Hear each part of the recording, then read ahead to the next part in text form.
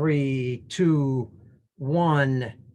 Hey, good morning, good afternoon, or good evening, wherever you're at in the U.S. and around the world. Welcome to Baseball Outside the Box, the show that loves to interview baseball's best coaching minds who love the challenge, the status quo. I'm your host, Pete Caliendo. Thanks for joining us on this evening. It is 6 p.m. Chicago time. A couple of quick announcements before we start. First, aloha to everybody in Honolulu, Hawaii. If you listen to our special announcement today, we are now joining ESPN Honolulu, 92.7 FM and 1420 AM. And it is a great honor. So special mahalo to all of you in Honolulu, and hopefully we'll get to everybody in Hawaii. Listen to the show. Second announcement, check it out next couple of days. We'll make another announcement, a couple sponsors where we'll be joining us. One of them will be Human Kinetics. Human Kinetics has outstanding books, all levels of the game, not only baseball, but also all sports. But we'll talk about that later, but just wanted to let you know. And again, don't forget, go to YouTube, Peter Caliendo, subscribe, go to baseballoutsidethebox.com, subscribe. That's where the audio's at. YouTube's the video. Check it out. Do us a favor and spread the show the best you can. Social media, emails. We're now into 100 countries. So we got listeners from 100 countries, and we are thrilled to have you.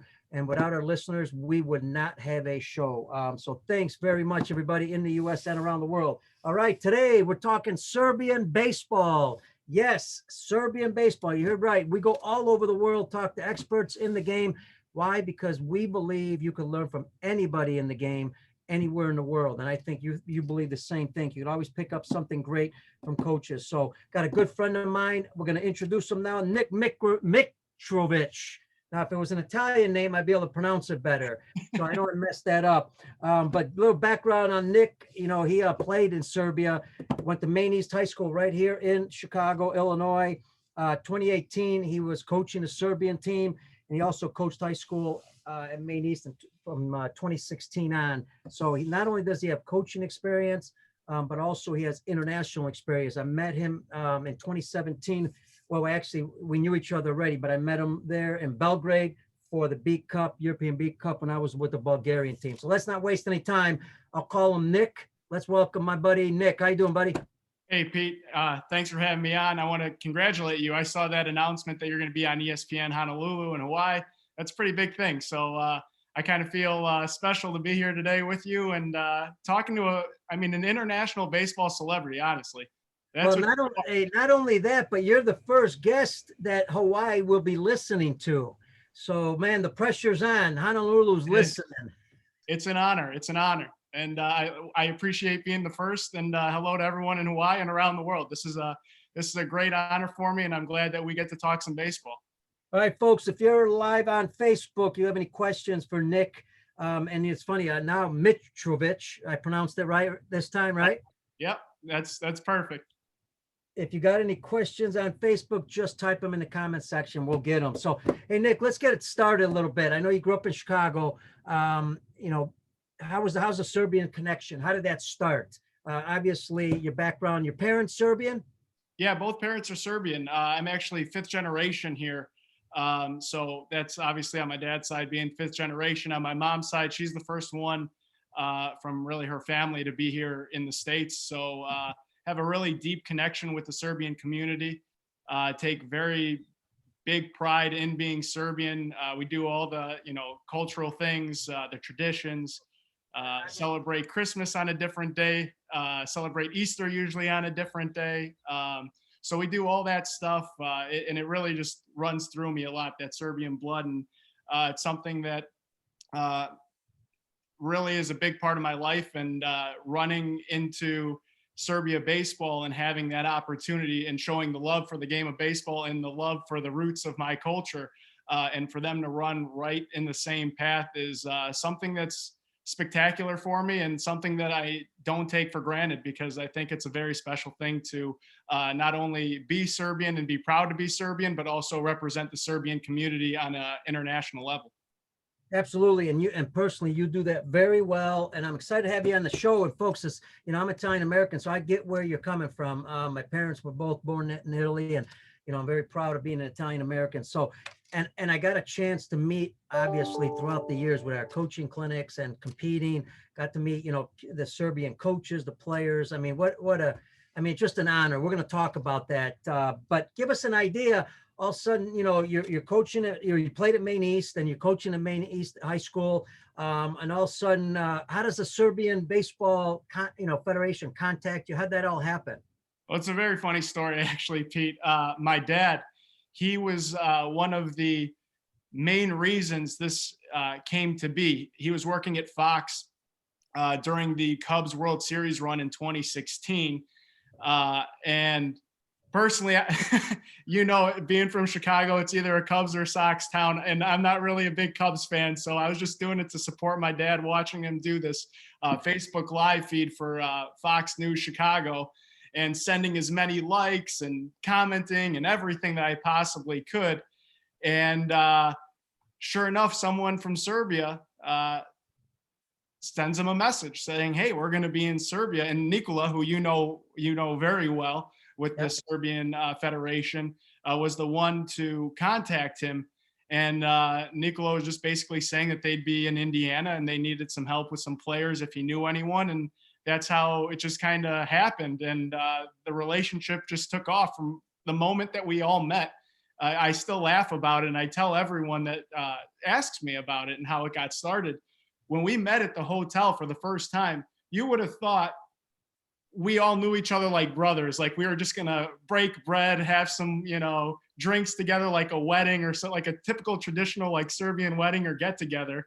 And it was just lucky that it kind of happened that way. And thanks to my dad for going on Facebook Live and doing what he did, because if he didn't, then this probably would never be. So thank you. A special shout out to Mr. Mitrovich, and also got a shout out to our great friend Nikola Wu with the Federation, Serbian Federation, one of the hardest working coaches and people that I know anywhere in the world. What a great guy and a hard worker.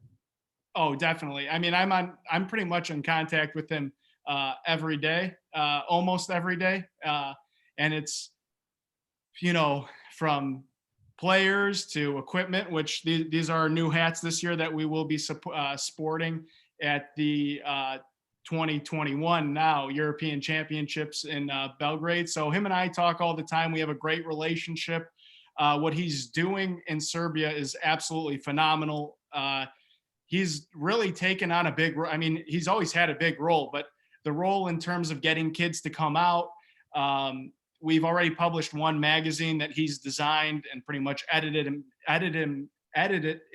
the whole thing by himself, pretty much with some help from myself and some other people. So he's really taken on that huge role for us in Serbia and expanding the game. And what he does, there's not many words that can be said. I sometimes joke around with him, obviously, and but it's amazing. He's a great ambassador for the game. He's a fun guy, especially for the Little League too. Like I said, the kids love being around him. He's just a good guy to be around. And I have the pleasure to call him a friend. And I guess I don't really see it too much as a colleague, because this is something that we take so much pride in, that it's just more of a friendly adventure that we're in here. And I love working with him. It's fun. Yeah, and folks, just so you know, great location, Chicago, because, it's a melting pot of the world here in Chicago. Big Serbian community here also. And here's the thing. I want to talk about Serbian baseball. I want to get into some of the dynamics about it, and from the grassroots level all the way to the national team. But before we do, here you are now. They asked you to come to Serbia to play, to coach. What's that experience? What's that like? And what's the experience once you arrive? Well, it's, I mean, honestly, Pete, I know it's going to be kind of cliche, or not really the answer that, many want to hear, because it's just such an easy way out to say what I'm about to say. But honestly, it was the greatest thing I've ever experienced in my life. I'm 27 years old, and there's still hopefully a lot to experience in life. But as of right now, in the 27 years of my life, it's the greatest thing. Once I put that jersey on or the hat on, even right now, I get chills wearing this, knowing that I'm representing a country that goes back so far for me. I wouldn't be here right now if it wasn't a Mitrovich or a Živovic on my mom's side that, that came here. So it's such an awesome thing. The pride is unbelievable. The sport of baseball in Serbia is very small. And that's the same thing with a lot of European countries, as you know, Pete. But it's still the national team. I don't think that just because we're the Serbian baseball national team that we're any lower than the soccer team in Serbia representing at the national level. That's the pride I take into it. And when I talk to someone like yourself or just someone outside of, the Serbian community or inside the Serbian community, I try to be the best ambassador that I possibly can for this federation and for the country of Serbia, because I feel like this is the most prideful thing that I've ever done in my life. And the guys in Serbia, I've got that connection with them that I want to represent them to the highest level that I possibly could as well. Now, you played there, correctly? I did, yes. Back in 2017, actually, that's when I ran into you and your Bulgaria team. What was the challenge? What were some challenges as a player? You're an American player, even though you're Serbian American. You're now got to play with Serbians. What was the challenge? Being part of the team, and first time playing with guys that you really didn't know. Well, that's what I was kind of saying when we met each other for the first time at the hotel. We just had a great chemistry right away. And I know there's been times where I've been on teams where the chemistry wasn't there, and it fractures a team, honestly.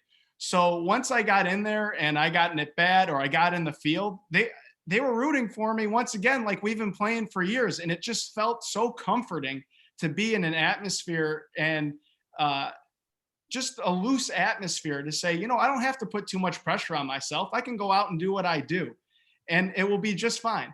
And that's what I did. And it ended up working out really well. The one thing that I will say, though, to the other part of your question of how it's kind of different, the games are a lot longer in Europe. I don't know if you noticed that, Pete. 9 innings, of course, to you and I are looking like a regular 9 innings. You go down to, Wrigley Field or Guaranteed Rate Field, you're in and out in 2.5 hours.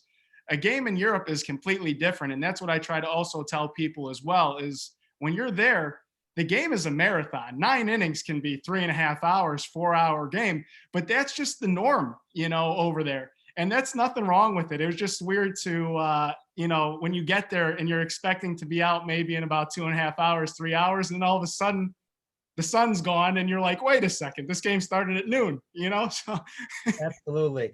How about now? Let's talk about the grassroots level, because Serbian baseball goes back a while. Obviously, it started, with Yugoslavia prior to that, then became, their own country. But what about, developing this sport there? What's it, a challenge is probably, I would assume, is soccer, because a lot of kids play soccer in Europe. What do you guys do, Nikolai, yourself, or and others with the federation? What do you do to try to get kids to play the game? And then we're going to talk about also, what do you do to try to keep them in the game? Well, that's another great question, Pete. You're hitting me with the greatest questions here. So Hawaii is getting a good treat here because these are all great. So growing the game, as you said, soccer is the main thing in Serbia. Then Novak Djokovic and tennis and water polo and, handball too is a big sport there along with basketball. So Serbia is, although small, has great athletes all over the country. And if we could just tap into that talent a little bit, which we've already found some good kids in Serbia that can play, that are so under the radar that you would be shocked. You'd be like, wow, I didn't realize, one, that you guys had a national team, and two, how good some of your talent really is. Finding them, you got to find them at a young age. And that's what we're really trying to do. We're really at the grassroots level right here. And we're just trying to really expand this thing as fast as we can, but we know it's going to take time. So realistically, we've been about 3 or 4 years into heavily trying to get kids going in the recruiting process in Serbia, trying to get some of the guys on the national team, that are based here in the United States to help grow the game as well. it's just finding those kids before they go to, a handball team or a water polo team or a soccer team, because there's so much opportunity. And I feel that if we educate not only the kids, but their parents as well, because once again, with the Serbian background, it's such a family background. You want to involve everyone you possibly can. And to give the opportunity of baseball, Pete, here you have scholarships for all these schools here, that are always looking for the next best talent. Where can they be? Can they be on the field at Maine East here? Of course they can be, but what's out there beyond maybe Maine East or Maine South or Maine West fields, or just the borders of North America or South America?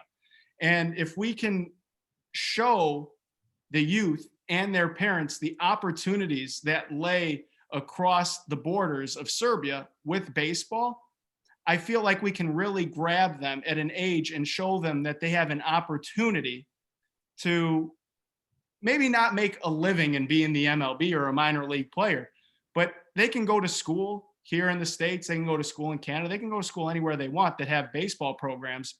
And I feel like that's a huge selling point, but we do have to get to them early. And they're such good athletes that if we do get to them early, they'll realize how great of a game baseball is and how much they want to stay playing baseball. It just, once again, being at the grassroots level, it's educating. And that's where the resources, that's kind of a tough thing to do when you're just really beginning, because you just don't, where to start, but you have to grab a decent amount of kids early. Absolutely. Nick, you talked about it. You actually mentioned it a couple of times, the great athletes they have there. Let's talk about that, because, we know if you've got great athleticism, you've got a better chance of playing the game of baseball better. One of the mistakes we make here in the U.S. is we got young kids, at 8, 9, 10, 11 years old playing travel ball all year round, or possibly all year round. They don't play other sports. They don't develop athleticism. And, the numbers show it. I mean, you can just see that it's just a fact that, some of these kids don't go anywhere. They don't continue to play the game as long. There's the injury factor also. We've talked about it many times on the show with a lot of different experts. But here's the question, when you talk about athleticism in Serbia, what do you attribute that to? Honestly, just great genes, I guess. I mean, I wish I had the answer to that. Makes sense. It's how they grew up. I mean, if their parents were athletic, there's a chance. Just like Major League Baseball, right? You see a lot of players whose their sons have become Major League players. Also, genes is definitely a factor. What about is there anything you think about?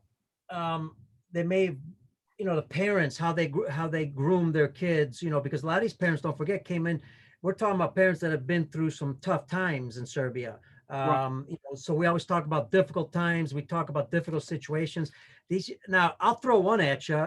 I'm just throwing something out that I think is one of the reasons. If these kids start playing handball, and folks, handball is not what we think about in the U.S., okay? It's not hitting the ball against the wall with your hand back and forth and competing against your partner. Handball is like hockey, only you're throwing the ball to your partner and they're trying to score on the goal. So Nick, when I look at handball in Serbia or in Europe, now you're talking about a lot of baseball skills there. You're talking about movement of feet, movement and catching the ball, getting position to throw. And I watched the 11-year-olds play that game. It's pretty rough too. Well, I know the game very well, Pete, because my uncle actually, for a short time, coached the U.S. national team for handball. And I saw him play too a long time ago when he lived in France. He was a professional player in France, and I vividly remember it, but I could just know when I saw him, and now I didn't know that until later on in my life. If Serbia baseball was something that was available when my uncle was in Serbia or Yugoslavia back in the time, he would have been perfect for it. He's like 6'6", a righty. He could throw gas. You know what I mean? It just wasn't there for him. But you see a lot of these guys, and if you just turn on the Olympics this summer and watch a handball game, because everything now is definitely on TV for the Olympics, I guarantee you show some college coaches or, maybe some minor league scouts or pro scouts, these guys, they'd say, look at the guy's body type. Look at their lower half. Look at the beating that they're taking. If they if you put him on a mound and you don't have some guy slapping his arm or, or giving him a little like body check, just imagine what he can do with that frame and the arm speed that they generate and all that.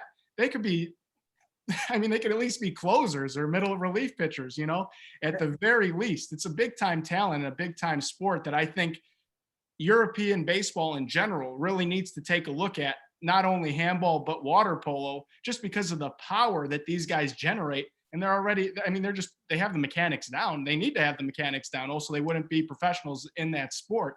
But I think that would be a good spot to look. Yeah, when I first saw handball, one of the first thoughts in my mind was, man, we got to bring it to the U.S. and have our young kids play that game. They'd be so much better baseball players. And like you said, building strength with their arm. I had a friend who did some studies in Europe on handball players as far as velocity, and there was definitely a correlation there. There's a lot of development. Let me take a question. I'll tell you why I'm going to take a question, Nick, because it kind of relates to what we're talking about here. From John Conena, and hopefully I pronounced that right. I'm Italian. I should be able to pronounce it. I believe Conena is Italian. If I made a mistake, John's going to let me know. He asks, are the athletes in Serbia, when it comes to baseball or all sports, when they're young, are they more dedicated to that sport? That they are. You don't see many, like the two-sport athlete that you were talking about. They might play, soccer and basketball, something like that. But there's one sport that they take way more serious than the other, I would say. Unlike here, where now, like you also said too earlier, Pete, the transition to where I remember I was playing soccer, baseball, basketball all at once, and going all over the place, playing different sports. I think it's a trend that we're seeing around the world that if you stay with one sport, and you just keep playing that one sport, you're going to be great at that one sport. I don't see it that way personally. I think the more sports you do play, the better it is going to be for you, because it's good to get a break a little bit in any sport. And for example, if you play baseball, you need good hand-eye coordination. If you play hockey and you're standing, because I see you're wearing the Columbus Blue Jackets hat. My buddy's one of the coaches there. I remember you were telling me that. So that's why I kind of made the correlation there. But if you're standing in front of the net in a hockey game and a slap shot's coming at you and you deflect the puck, you're working on your hand-eye coordination skill there too. So there's a lot of correlations in between these sports that I think if you open up the minds of, just like I said, any kid, doesn't matter who it is or where they're from, you give them the opportunity to experience as many things as they can experience, and they can take it into another sport. So even if it doesn't work out in baseball for someone, it might work out for hockey or vice versa, but at least you gave it a shot. And in the long run, I think you'll be better off for it. Absolutely. And folks, we are with Nick Mitrovich with national team, with Serbia national team. We're going to talk about the national team program in a minute. But, I believe in facts and not fiction or not what people might think. It's nice to think, but I believe in facts. And I almost cringed the other day because I heard an announcer on television say, boy, you could really be good if you stuck to one sport when you were young. And I almost wanted to, throw something at the TV because, studies have been done. I mean, there's almost like 98% of major league players were multi-sport athletes. I did a show with an expert in golf. He could only find one golfer at the highest level that was only a golfer. The rest of them were all multi-sport athletes. I mean, the facts are out there. So folks, especially the parents, please, when they're young, we're talking about sometimes we start baseball at 6 years old, 6 to 12 years old. They talk about windows of trainability. That means let them play different sports, because if you're only playing baseball, not only can they get burned out with one sport, but we're also talking about the injury factor, that now they're using muscles specifically for that sport, and they're not using all the muscles that you would with different sports. So I'm not a doctor, but you can do your research. Do your research, folks. It's important, especially if you got young kids in the game. Nick, how young do they start in Serbia? Because I'm interested for our federations around the world in case there's something unique. How young do they start playing? And remember, you got to get them to play, right? And they're playing other sports, like you said, soccer especially. what do you guys do to attract them? Because as soon as you show them the sport, do they like it right away? And do you go to schools? What do you do when it comes to the programs? Well, that's what Nikola's doing right now with another guy in Serbia, Jola, too. Those two guys really had the little league kind of recruitment, I guess we could call it. The last time that I was in Serbia in 2019, before the pandemic and everything, in the last European Championship, we were there. We ran a little mini camp for the youth there, and I'd say the youngest kid that was there was probably 7 or 8 years old, if I remember correctly. And once we got there, the first thing that we noticed, it was myself and about 2 or 3 other players. Once we got there, it was so fun. They wanted us to grab a glove and just join them and, do a double play with them or throw a pop-up for them. They absolutely love the game. They absolutely love the game. Questions. I even have a video. There was one of the little guys on the little league team wanted to do a handshake because they always, they see these YouTube videos and yeah, they're all doing the handshakes and stuff like that. So they gravitate to the game when they're exposed to the game. And that exposure is definitely a difficult thing. You ask anyone that's in Serbia that's involved with the game, it's hard to get the kids to come out. It really is. But when you do get them out, they just love it. They just absolutely love it. And like I said, they want to know the handshakes. They want to know the slang. We're turning two. We're doing this. They love all that stuff. So once they're exposed to it, they love it. The only problem is, and the federation is working on this, is that we only have one field in Serbia, and it's in the capital city of Belgrade. So the fact that we only have one field, it is difficult because the practice that we ran, or the camp that we ran, was in Novi Sad, which is the second biggest city in Serbia. And it was on almost like a soccer field, a practice soccer field. So it's kind of hard to get the kids excited when they're not on the dirt, and some of my most fond memories of baseball is my first games being in the dirt and kind of just playing in the dirt. I know it sounds a little weird, but I think we were all there at one point. We're like, hey, look at this. And then the ground ball goes past you and your parents and the coach are like, hey, you got to pay attention. The ball's coming. And you're just like so fascinated that you're on a baseball field because it's unlike any other field that you play a game on. So I think if we had one more field, which we are working on right now to hopefully get one in Novi Sad, we're working on getting some land there.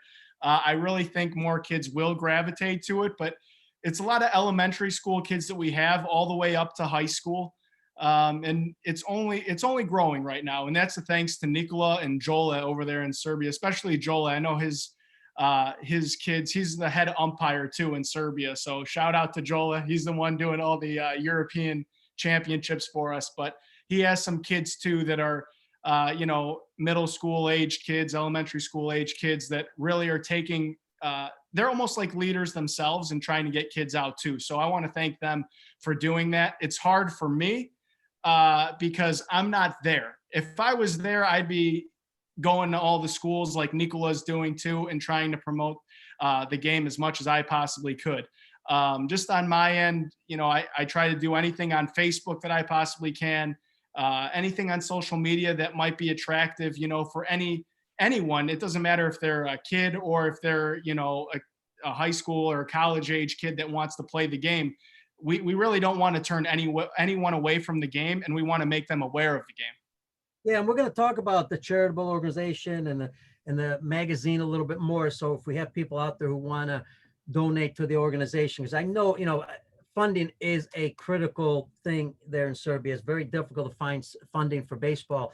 Explain to our audience a little bit about the structure there. Like how many clubs there might be, what a club is, and how many teams in a club.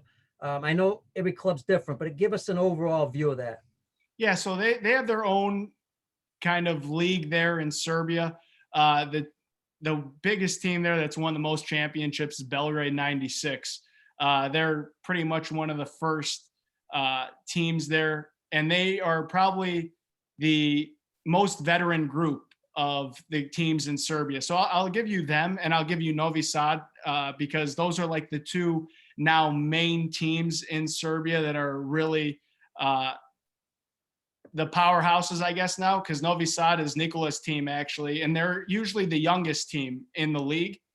And they've been making strides, and it's good to see, because before they were losing games by a lot. I remember Nikola, the first time I was talking to him, he would say, "Oh man, today was not a good day for us. Today was not a good day for us." To now where they're competing with Belgrade 96, and Belgrade 96 has a lot of national team players.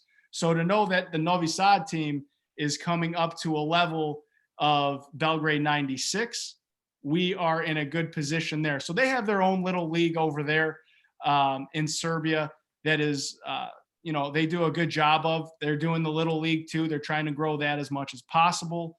That's still, like I said, a work in progress, but they're getting there, and they're trying to get in some tournaments, around Europe. And we even had talks last year before the pandemic that maybe we would have a little league team come out here to the United States and play in a tournament in Las Vegas. So it's a small little league that they do have over there, but they really do take pride in it.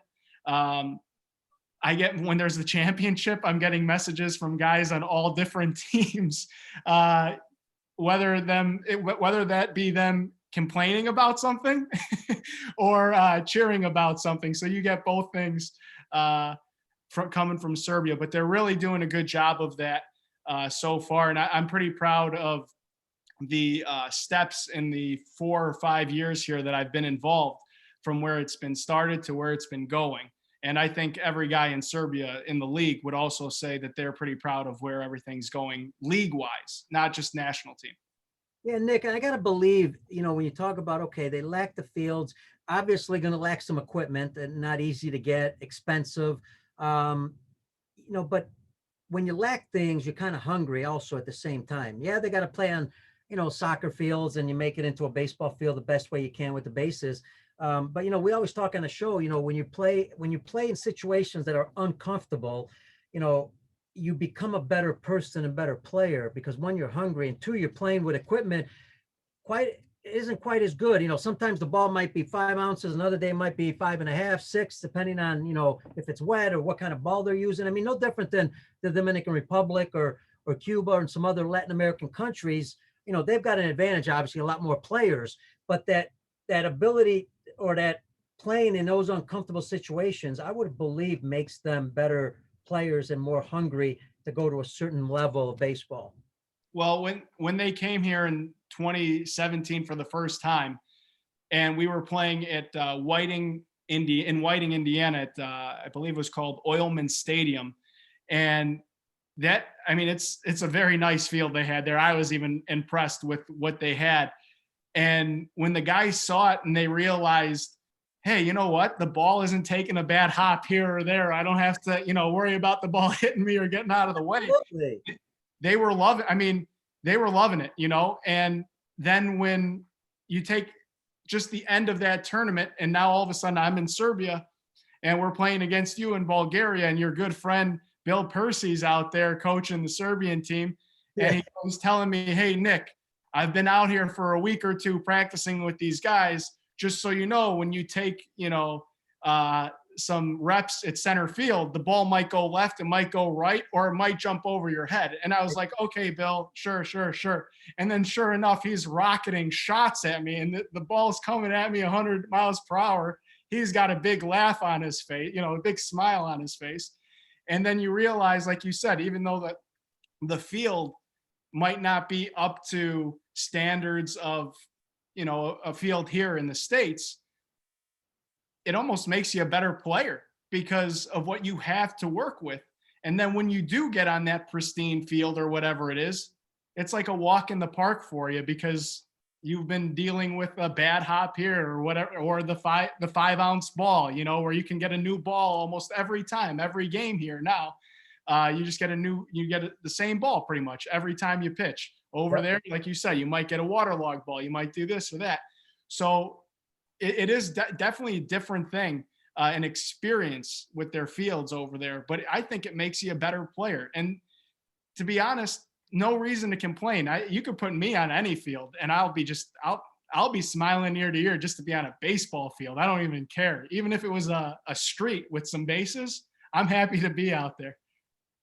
Absolutely. Hey, folks, we're with Nick Mitrovich, the national team coach, one of the coaches with the Serbian national team. And I'm glad you gave Bill a shout out. Bill Percy, one of my mentors and great friend, both of ours. Bill's been all over the world also. He's been on a podcast. So a little shout out to Bill Percy. Hey, Real quick, Pete, I think he owes us a good steak dinner next time he's in town, right? Gibson's, maybe? Yeah, we definitely deserve that one because he beat me when I was the national team coach in Belgium. He took advantage of my youthful coaching inexperience. And then, he says that he beat me also in Belgrade in 2017, but I wasn't the head coach. So I don't know how you beat somebody if you're not the head coach. But he always, reminds me of those situations. So that means I got to keep getting better. Hey, listen, John, my associate here, my partner with the podcast, he's got a great question. He says, do you see a big difference in strategy compared to United States baseball? The strategy in Serbian baseball, is there a difference how they play the game? Well, I think the European style of baseball, from what I've been exposed to so far, is different than what we see here. Just in terms of how, like I said, how long the games go, and just it's more of a marathon. It's a slower game than what we are compared to, or used to, I should say, that we're used to here. The one thing that I think is a constant actually is pitching wins. And it doesn't matter if you're here in the States or in Serbia. And the one thing that I know when I talk to Nikola or I talk to Milan, who's one of our presidents of the federation too, the thing is, pitching is what we need. So all of our pitchers over there, we try to save as many pitchers as we possibly can. So in terms of differences, I just say that the game is a bit longer. It seems like it's more stretched out, and I haven't really pinned out why that may be yet. Hopefully this year I'll get a little bit better of a pulse on why that might be. But really, I think everything comes down to pitching in baseball, and in Europe especially. If you have the arms, you can win at any level. I don't care how good or bad your offense is. Pete, you and I can grab a bat right now and be facing a guy that's throwing 70, and we probably maybe could get a hit off him. But if we got guys throwing 90 miles per hour, I don't think you and I for sure, we're not hitting any of that. So if we had more pitching, and I think if Europe just in general had more pitching, and that's where we find our problem is when we play against, someone like Israel, who we played in 2019. I mean, they had guys coming out, that were minor league pitchers just 3 or 4 weeks before the tournament, and they were just let go throwing 90 miles per hour. And our guys are coming back to the bench saying, these are Division I baseball players that said this. One guy goes, that guy wasn't that great. Then the other guy strikes out after him and he goes, I don't know what he was talking about. That was the best pitcher I've ever seen in my life. So I think pitching is the thing that if Europe, once again, handball, water polo, these sports, if we can get those guys, I think European baseball could be on par in taking out some of these bigger, nations and different continents like North and South America. But not so much of a difference except for the time and game, to be honest. Well, a great point there, because, obviously any level, any team, anywhere in the world, if you want to be a much better club, if you would enhance your pitching staff from top to bottom, you can compete with any level, any team. You can compete in any game because, look at the Japanese. They can flat out pitch and play defense. And if they can get 1 or 2 runs on you, they got a chance to win the ball game. So that's important. But here's the question. What are they doing in Serbia? Because this is a question I ask a lot around the world. When you do have that issue, I'll take it in two questions. One, when you have the issue with pitching, the velocity aspect, what are some of the things you guys do to either get better velocity or do something different to give an advantage against the hitters that you're competing against? That's the first one. This question right here, Pete, the one thing that I'm not the greatest at is pitching. So I have a couple buddies that I lean on. I'll ask for videos from Nikola or some guys from Serbia that they've sent things. And I have a buddy here that I coached with at Maine East that is real respectable pitching coach. His name's Matt Kudlick. He ran a great program here with the pitching staff at Maine East. He had a kid that actually got drafted by the Brewers a couple years ago in the second round, Antoine Kelly, and he really worked with them and figured out what worked with him. So I usually send a lot of my info to him, and he'll give me a nice little, paragraph summary to send over to Serbia if need be. We had a guy last year. I'm sorry, Pete, but with the pandemic, I always say last year, although it was a lost year. When I'm saying last year, I mean 2019. We had a guy named Adam Pejatovich who pitched in rookie ball for the White Sox. So he really worked with the pitchers a good amount while they were there, left them with a lot of, different, just different ways of going about the work that they do and adding velocity. Just small little things that don't even involve doing that much on an everyday basis when you're just throwing a ball. So I try as a coach, obviously I want to learn as much as I possibly can. So I try to pick the brains of those guys. But, as a former infielder, outfielder, just position player in general, I kind of think pitchers are in their own world. You know what I mean? So when you try to understand them and they try to understand you because they don't hit or play the field, it's kind of like you're talking gibberish every once in a while. So I just know the very basics. But I know Adam and my buddy Matt, they've been giving good information to Serbia. That's for sure. Well, our folks out there, obviously, if you want to get better as a pitcher, we'll throw some suggestions out there. Check out Perry Husband. All you got to do is Google his name. He's the mastermind behind Effective Velocity. And I bring that up, Nick, because we're always talking about throwing harder, but we always forget about what about throwing slower or different pitches. So there's different variances in the velocity aspect of different pitches, and also where you throw them in different areas. So not that we're going to get into that, but I just want the folks to understand that there are other ways to get hitters out, and it's not just velocity, but it's location. There's other aspects of it, but check that out. Check Perry Husband out. It's fantastic stuff. The other thing is, Nick, with the pitchers, there's also ways to obviously to increase velocity. I want the folks at home to understand, be careful with young kids when you're talking about weighted balls, when you're talking about 8, 9, 10, 11, 12-year-olds. Make sure they're strong enough to handle a weighted ball program. Make sure they understand weighted ball programs. Some of the Serbian pitchers obviously are probably on some weighted ball programs, but as a hitter, now you were a hitter there, you played there. Now you're facing Israel. So what are some of the things that you're doing with your hitters to help them pick up the fastball or to hit the ball that they're not used to seeing in Serbia at 90 miles an hour? Well, I mean, to me, it's just always keeping it simple when you're in the batter's box. For me personally, I always felt comfortable one spot in the batter's box. I didn't care if a guy was throwing 95. I didn't care if a guy was throwing 75. It was just where I felt comfortable and how I worked, but I always kept everything as simple as possible. So when I talk about hitting with guys, I don't like to go on a huge ramble. And I talked with Bill Percy about this actually before. We've had many phone conversations, and I think he'll agree with me too. Just as me personally, when I had a coach talk to me and come to me and say, hey, you're doing this, you're doing that, you're doing this, let's fix that, and that, then it gets in your head and then you're thinking too much. So what I like to do is I like to basically tell the guys, let's keep it simple. Just a nice little hands back on your load, a nice little toe forward on your front foot. Don't do too much. Don't do a high leg. I know there was one guy in Serbia in 2019, one of our power hitters, first baseman, Dusan, and his nickname's Tiger. So I always call him Tiger.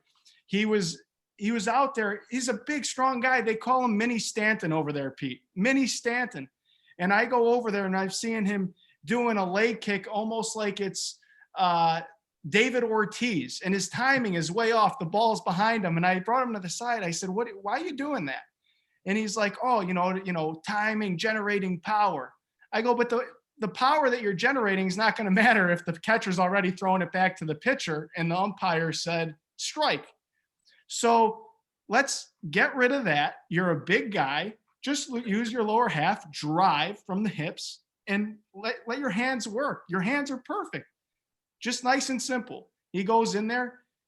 First couple rounds, obviously not going to be the greatest, because in the game of baseball, as you well know, Pete, when you're making an adjustment after doing something over and over again, it's not going to feel comfortable. But once he started doing it, and I have to give another shout out to a legendary coach in the Chicagoland area, who you probably know, Pete, Bill Anderson, who coached Curtis Granderson way back in the day. Yep. He was with us in Serbia coaching, and he goes, that's a night and day difference. I'm glad that him and I were the one talking to him. I'm glad that we simplified it for him. And now he can take this and just think freely. He doesn't have to imitate David Ortiz or these big time players. Keep the game simple.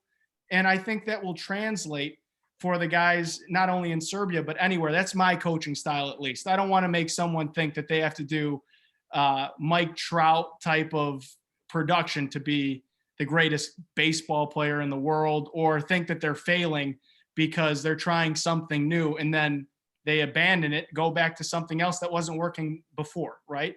So just nice and simple coaching style, and give them positive feedback when you can. If they do it right, just keep reinforcing that. Hey, you did it great. You did it great. Good job. And not, if they do it wrong, don't be like, hey, you did that wrong. Why didn't you do what I told you? Just kind of let them figure it out. It's a touch and feel process. Hey, Nick, speaking about coaching, there's been a lot of American coaches, a lot of foreign coaches that have been to Serbia, so you get a little different influence on learning from different coaches, as you already mentioned, a couple of them. We all know that, and I mentioned it earlier, you're going to get kids to play the game, and you said it, they love the game. So as soon as you show it to them, they love it. So they want to play it. But we also know that in baseball, there's going to be a little bit more failure than there is in most sports. So there's that aspect of how do the Serbian kids handle the failure aspect, and what do you guys do to kind of teach them how to deal with it a little bit better? Because you're not going to see it in soccer as much. You're not going to see it in handball as much because, they're not failing that much. I mean, sure, they're going to not catch a ball once in a while, but you're not going to see an individual failing a lot. So how do you deal with that part? Well, this is where I give the credit to the players 100%.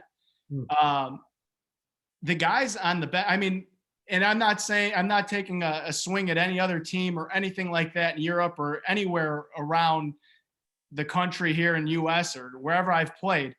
But just the positivity of the players, Pete, I've never seen anything like it in my life.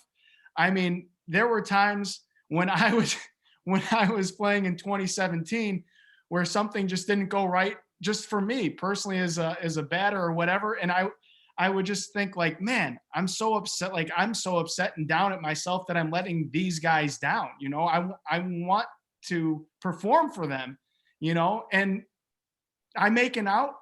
What do I know? Next thing, 3-4 guys are around me saying, it's okay. You're good. It's okay. And you just feed off that energy to where I was like, hey, don't worry about it. It's all good. Hey, we're good. You make an error? No, we're fine. We're fine. And I know it's just weird to say, but honestly, the positivity that goes around that team is second to none. And that's how they really deal with it. That's just kind of the Serbian spirit, I don't want to get too much in history, but Serbian people, they've been knocked down many times, We've all been knocked down many, many times. But one thing that stays the same is the small nation of Serbia stays together.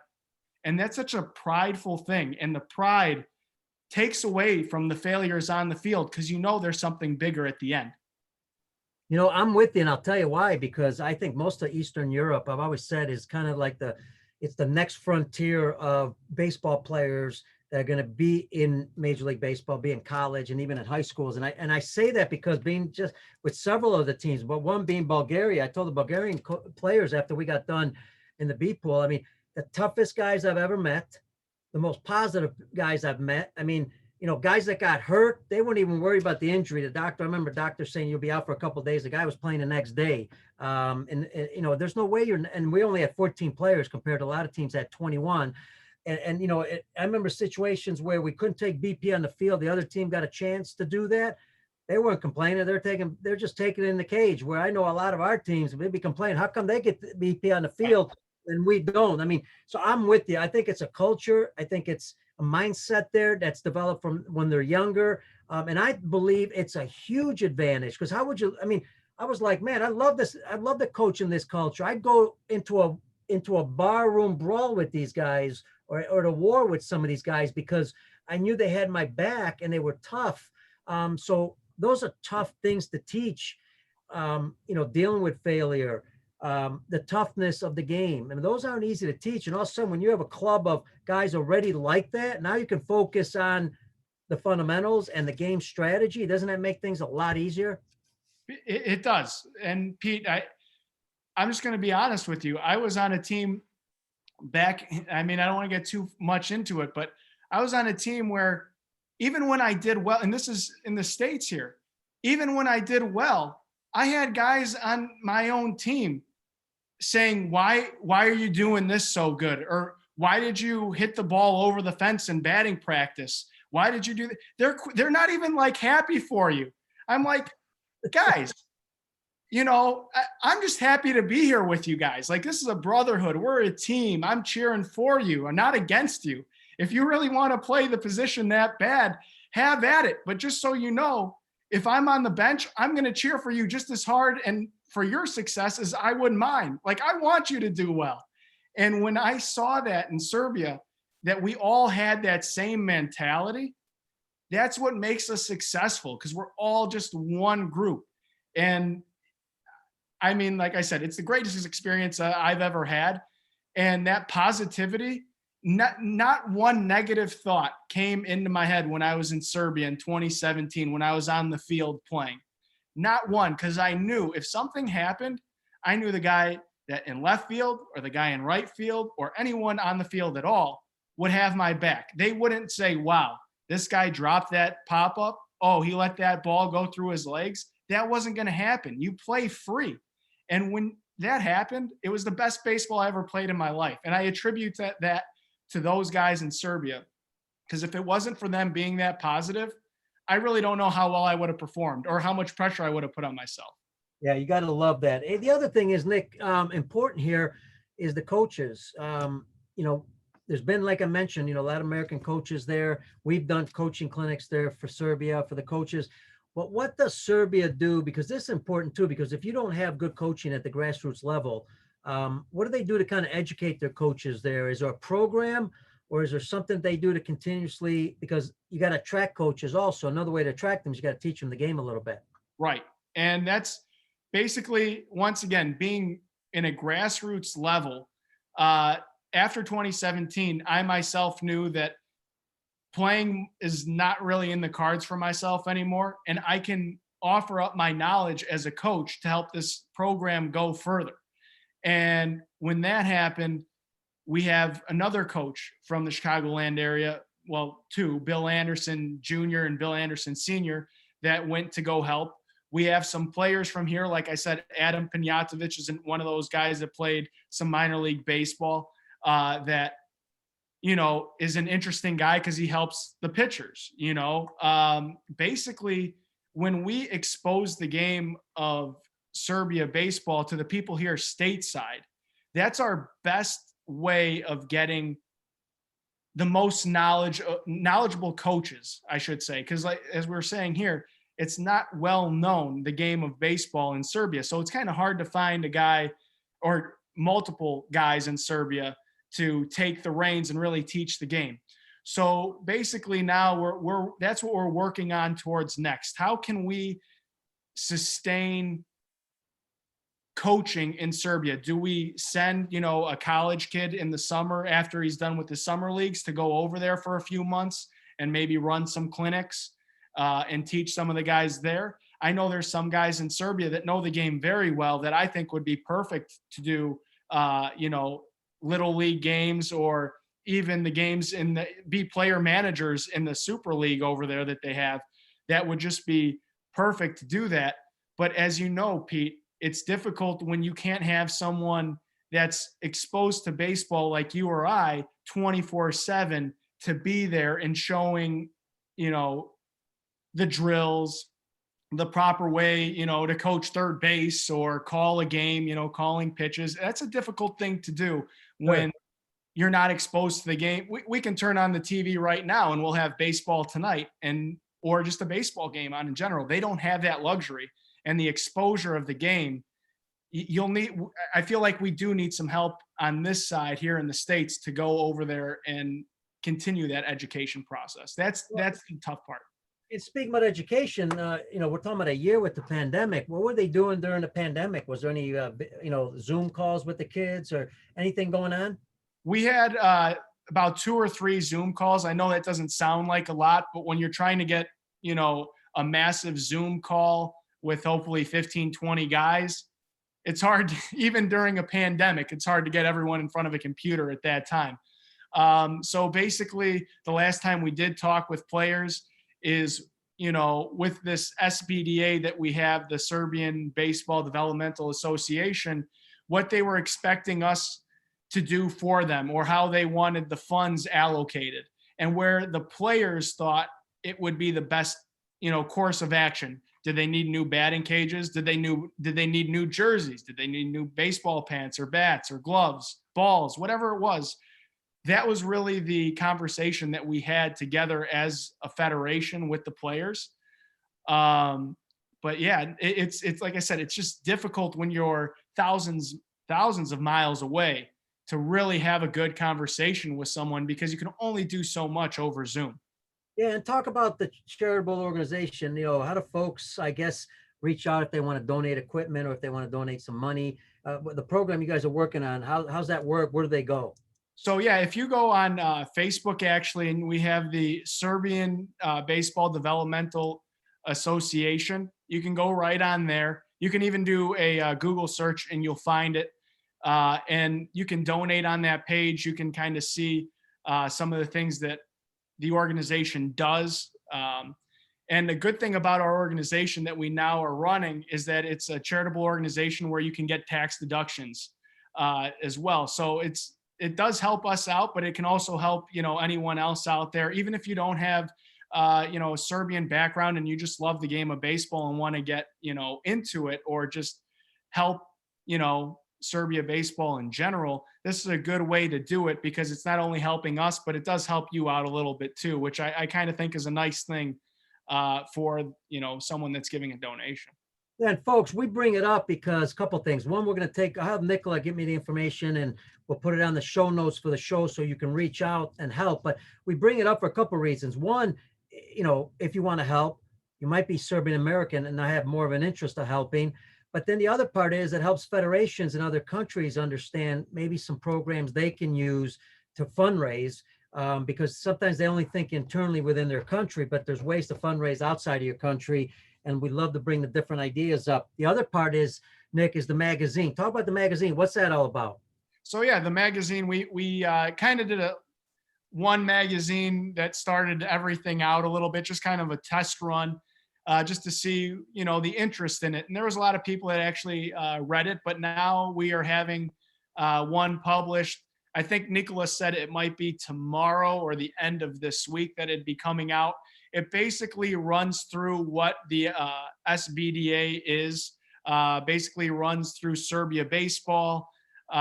Inside, we have some player bios in there too that you can see about the players and kind of see what it's like being a player in Serbia and just different experiences. And we thought this was a great idea because there's not many teams out there that are putting out, these type of publications to see where the federation or national teams are going. So it kind of gives you a little bit of insight of where we're at and what we're about. And I think it's just kind of a unique thing. I mean, I'm not expecting everyone to read it or go through every single page of it. I know I will because I'm always interested in Serbia baseball. But, I've had people message me on Facebook saying that, or even a couple weeks ago when I was at, when I was on Facebook, obviously, I don't know why I just said that. I'm saying the same thing over again. A few weeks ago when I was on Facebook, I had someone reach out to me that said that they read it and they were interested in getting involved. And it was, a couple players that were just interested in it. So it's just funny how the people that reach out to that or see it want to either play or find a way in terms of finding help with donations and things like that. So I think people appreciate it because it shows the hard work that we're actually putting into this and not just expecting someone to open up a checkbook and say, hey, here's $1,000. That would be nice, but we just really want to be transparent and show, the world what we're about. That's basically it. All right, Nick, in closing, let's close with this. I'm going to throw a couple quick things at you. Give me some quick answers here, best you can.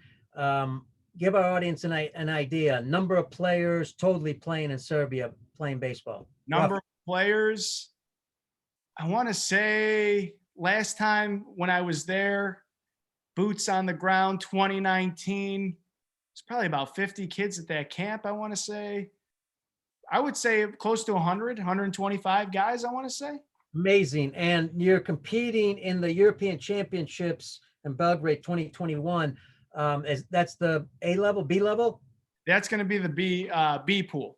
That is going to be the B pool. And we're hosting again, which we're obviously very proud of. And I hope you enjoyed 2017 being in Belgrade and seeing the type of tournament we ran there. So loved it. Great job. Unbelievable. I saw Nikola on the field all the time, all day, working so hard, all the guys with him.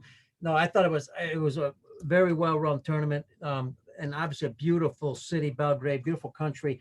What about your competition? You're not talking about a lot of players in your country, and you guys got to compete against some, pretty tough competition. What's some of the competition that you got to go up against? Yeah, this year, I think it might change one more time because I believe it already has changed once. I know Norway's going to be in there.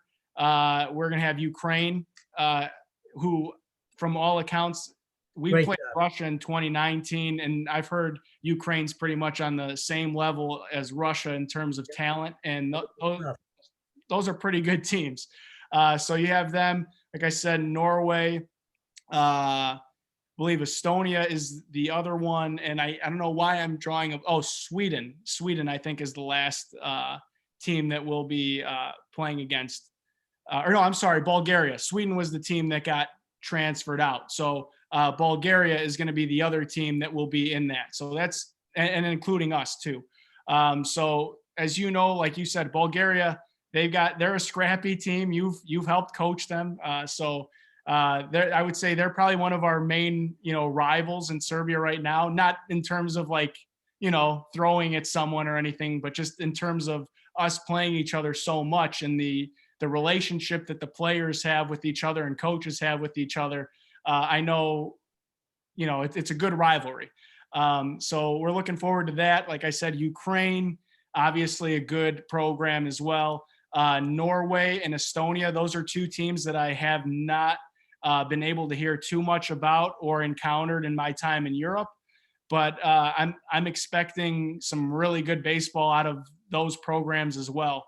Every step of the way that I've been in Europe, I've been pleasantly surprised at the competition. When you think of a country and you say, oh, well, it's happened with us. Oh, Serbia has baseball? Well, yeah. And then when you see the results that we put out there, they're like, whoa, you guys aren't that bad at all. So I'm expecting dog fights in every one of those games, especially with A pool. I know that's the cream of the crop, and we've been chomping at the bit to get there. Yeah, and that's the goal, folks. That's to get to the A pool, because the winner then goes up to the A pool. So obviously a great challenge. Now we know you've got American players, Serbian Americans that'll play on a national team. But what about Serbians that are playing in the States? You got any kids playing high school, college baseball?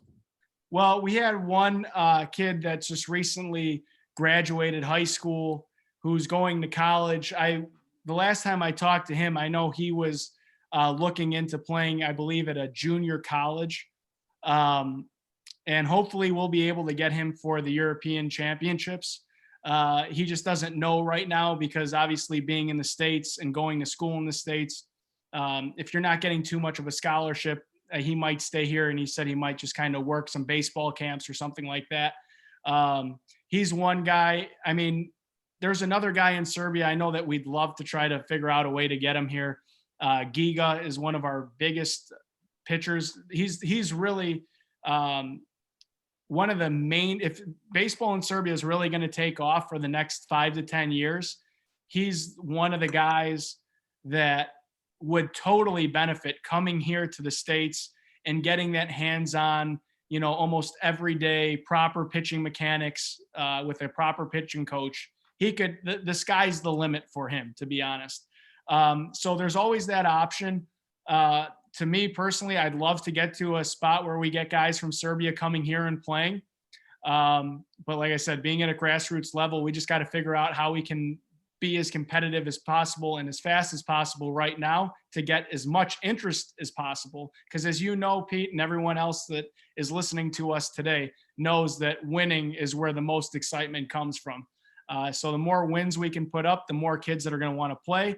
And when the kids come out and play and the talent of a Novak Djokovic or a Nikola Jokic in basketball, the more the people see that, then those guys are going to want to come over here because of how great of a talent they are and how good of an athlete they are. All right. That is a great way to end the show.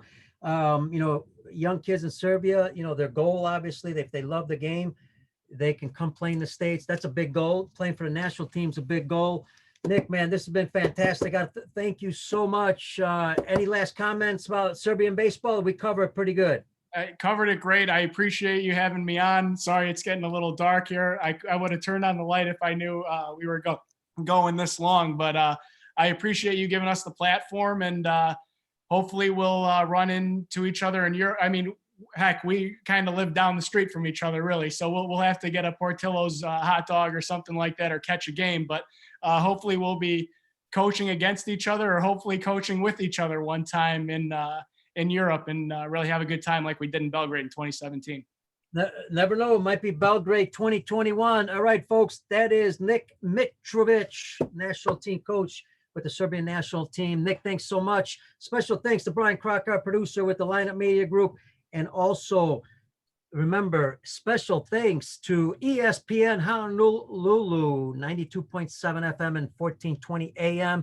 Thanks for joining us. And we are going to have a show pretty quick here with some experts from Honolulu, baseball coaches that have coached there, or it could be experts in the game. So we're looking forward to having them on the show. Stay tuned, folks. Special thanks to everybody in the U.S. and around the world for joining us. I'm your host, Pete Caliendo. Stay safe, stay healthy, and we'll see you on the baseball field pretty soon. God bless you all. See you in the next show. Bye-bye, everybody.